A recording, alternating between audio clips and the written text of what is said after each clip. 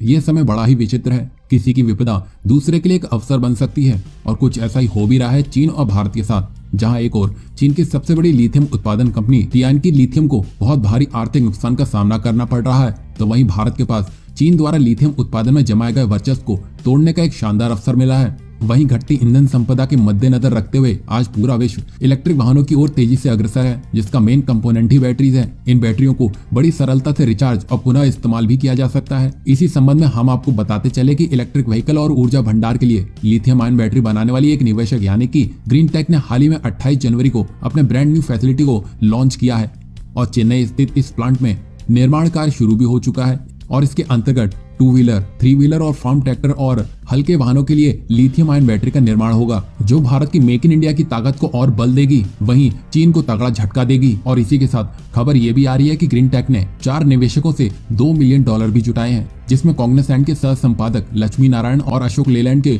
पूर्व vice president सुमित्रन भी शामिल हैं। और यहाँ हम आपको बता दें कि इस प्लांट की उत्पादन क्षमता लगभग 400 मेगावाट प्रति वर्ष की है। हम आपको बताते चले कि अक्टूबर 2020 में ग्रीन टेक ने तमिलनाडु सरकार के साथ इस समझौते पर हस्ताक्षर किए थे। इसके अंतर्गत लगभग 100 करोड़ रुपए की निवेश की योजना बनाई गई थी, जो अगले 5 वर्षों में 250 से 300 कर्मचारियों को रोजगार भी देगी। और जिस तरह भारत लिथियम आयन बैटरी के मैन्युफैक्चरिंग में आगे बढ़ चला है, वो निश्चित ही चीन के वर्चस्व को समाप्त करने के लिए एक अहम भूमिका निभाएगी, क्योंकि लिथियम इलेक्ट्रॉनिक्स का भविष्य माना जाता है और चूंकि इसी के कारण दुनिया भर के कई गैजेट्स काम करते हैं, इसलिए भारत की वर्तमान नीतियां चीन के लिए बिल्कुल भी शुभ संकेत नहीं है। और जिस तरह से भारत में इलेक्ट्रिक व्हीकल के लिए इकोसिस्टम डेवलप होता जा रहा है, तो उसी को ध्यान में रखते हुए ग्रीन टेक लिथियम बैटरी तो बना ही रही है, साथ ही साथ वो बैटरी मैनेजमेंट सिस्टम को भी डेवलप कर रही है। और भारत के साथ साथ ग्रीन टेक को विदेशों से भी ऑर्डर मिल रहे हैं, जो कि वो इस न्यू प्लांट की मदद से आसानी से पूरे कर रही है। इसके अलावा भारत ऐसे समय में लिथियम क्षेत्र में एंट्री कर रहा है जब चीन की हालत इस क्षेत्र में बिगड़ती जा रही है।